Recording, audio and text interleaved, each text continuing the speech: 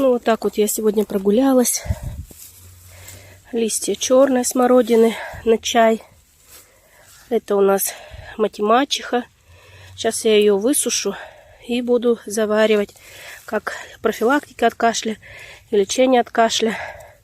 И вот так вот немного лесной клубники, зелени. Это тоже у меня пойдет на чай. Потом еще, когда пойдут цветы и уже ягоды, уже потом еще маленько с ягодками посушу.